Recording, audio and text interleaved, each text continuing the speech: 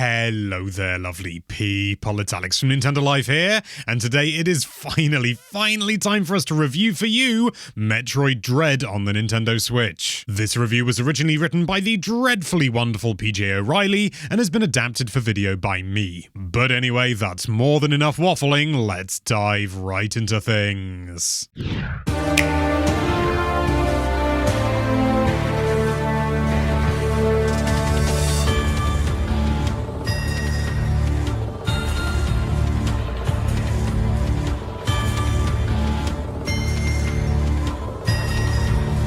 After absolutely nailing its first shot with a Metroid adventure with 2017's Metroid 2 3DS remake Samus Returns, Nintendo has once again given Mercury Steam another pop at the old Metroid franchise and indeed chosen to retain many of the unique gameplay elements of their last outing whilst adding in a bunch of stealth. It's a risky maneuver, adding a completely new mechanic like this to such a well-loved and heavily scrutinized franchise, but we're pleased to report the Spanish developer has handed in a phenomenal new entry in the series that we just cannot stop playing.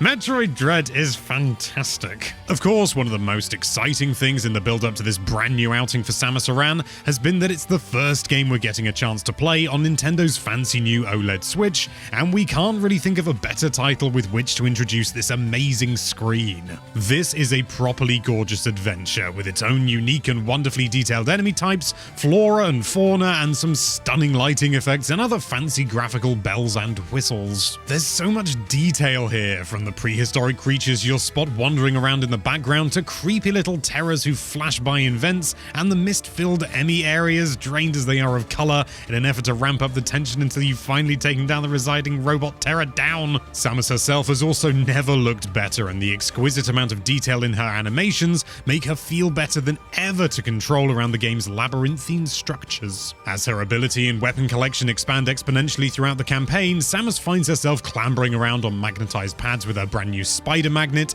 swinging around with the grappling hook, dodging through enemy attacks with a fancy new flash suit capability, and much more. We don't really want to spoil anything of the story or much of the unlockable abilities for you. The surprise of finding all this stuff for yourself is half the fun after all. But rest assured, everything you do in Metroid Dread, every enemy you parry into oblivion, every dodge, slide, grapple, and rocket round, it just looks and feels fantastic. It's slick, fast-paced stuff that never drops a frame as it delivers breathlessly exciting encounters, including some properly screen-shaking boss battles that do great line and pretty revolting, over-the-top body horror. It's Metroid, baby! In terms of returning mechanics, Mercury Steam has brought back the excellent parry system from Samus Returns, and it feels more robust here. Moving through rooms packed full of bugs and beasties and using this parry to devastate every last one of them with a single overcharged riposte is glorious stuff. It's this kind of proper, satisfying action that makes you really feel like a badass space ranger. You really feel like Spider-Man. The Eon power source also makes a reappearance from 2017's game, and you'll need to juggle your gauge in order to make use of all your defensive and offensive capabilities when you need them the most. With this heady mix of brand new abilities and returning stalwarts, Metroid Dread feels like the most feature-packed entry in the series to date. Samus now has a huge array of moves at her disposal, and it always feels as though you've got a ton of choice in just how you explore and move around your richly detailed surroundings. And that's all before we even mention the all-new stealth side of things. I mean, in all honesty, we weren't 100% sure how this aspect of Metroid Dread was going to work out. I mean, you could argue there was a little bit of it in Fusion, but it really was just a little bit. There was definite potential for it to be a little bit frustrating, but the tense face-offs and encounters you have with the Emmy robots are standout moments in the game. Each of ZDR's zones has a designated Emmy area that you'll have to repeatedly maneuver through, but you need to be quiet, use your cloaking ability, watch your Eon gauge, and creep carefully. It's hugely atmospheric as the red glowing signature of a nearby hunter turns up on your in-game map as you hear doors close behind you with robotic bleeps and bloops, or dodge desperately out of the way of the Emmy's ever-searching motion tracker. There's also a really nice sense of catharsis having been locked in these drawn-out cat and mouse games, and after dying countless times because you got caught, when you finally get to temporarily supercharge your arm cannon and return to each of the 7 Emmy areas fully equipped and more than ready to blast the plate armor off their heads, and more importantly, kill them once and for all. Once Metroid Dread encounters its final stages, it goes ahead and throws a procession of pretty tough boss foes your way. Don't worry, we're not going to spoil anything here, we're not going to go into any details or anything like that,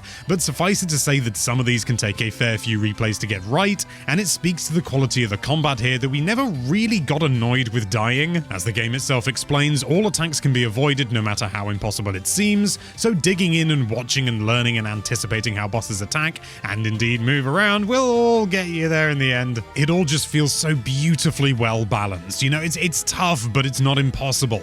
It's satisfying as hell when you pull off a kill, and oh so super slick to look at that it's quite simply a joy to have to restart and do it all again. With regards to secrets and collectibles and all that good old Metroid stuff, it's all present and correct, and you'll find you may need to replay this one multiple times if you're to pick up each and every one of the upgrades that await you in the various regions of your adventure. There's some nice surprises in store for fans of the franchise, an interesting story that cleverly doesn't get in the way of the action at any point, and an absolutely superb soundtrack underscoring the whole thing. All the classic Metroid sounds that you would expect are here, now tweaked and modernized and accompanied by some cracking new audio. In both docked and handheld modes on the OLED Switch, we didn't suffer any frame rate issues whatsoever, no matter how hectic some of the boss fights got later on in the game, and the new screen really just makes everything pop here. The contrast between the colorfully rich and vibrant areas and the dark and fuzzy Emmy gauntlets in this game is outstanding when played on this new hardware, making for a visually rich, sumptuous, and highly detailed experience that's complemented even further by the console's enhanced audio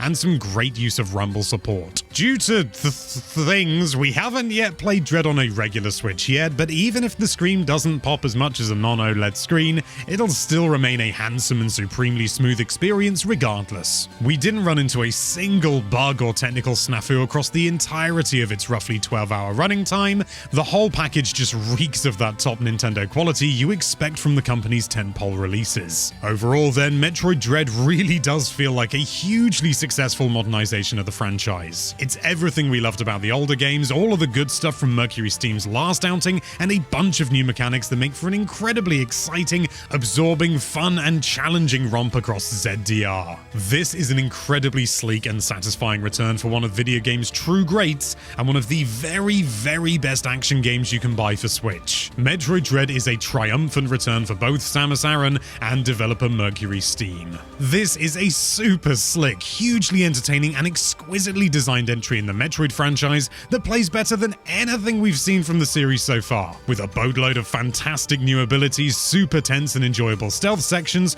plenty of great boss fights, and a story that fans will definitely enjoy, we can't see how this one could have been any better. Best Metroid game ever? This could be the one.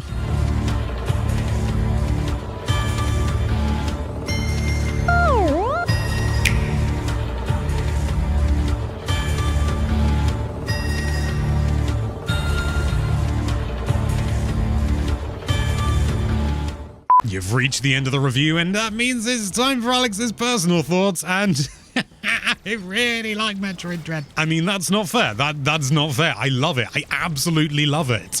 I've not played it since I did the preview, and I've made my thoughts abundantly clear in the preview, but just in case you didn't, I'm gonna rattle off again, because oh my god, just everything about this game is just so... There's no little bits that don't go quite right. There's no sort of little technical things. There's no little sort of design decisions that are a bit weird. Everything is just so... It's just so buttery smooth and so well delivered. It sounds like I'm, you know, potentially overselling it, and I don't know. Maybe I am. Maybe I'm being slightly swayed by nostalgia or something, because I've always loved Metroid, but my god, you know, sort of reading PJ's review just now was great. It's my thoughts. It's my thoughts! I think the best way to describe it for me was when I was younger, I would quite often get games and have no idea what they were, and, you know, it'd be like a first-party Nintendo game or something. I didn't know what they were, but, you know, I was a child. I bought them, or more likely they were bought for me, and I'd just stick it in and play it, and I'd have this, you know, no expectations, and yet I'd play it, and it would just engross me. And I'd be sucked in, and I would just have this flawless experience. And this is the type of game that completely spoils you for everything else, because there are so many games out there that are great but have little errors here and there. You know, they've got rough edges. But this doesn't have it. This damn game, it's a sphere. It's a morph ball. I simply cannot wait to play this game to completion. I can easily see this being... I genuinely believe this could surpass Fusion, Super Metroid. It's just so... It's just so good. I don't quite know how else to say it. It's just so good.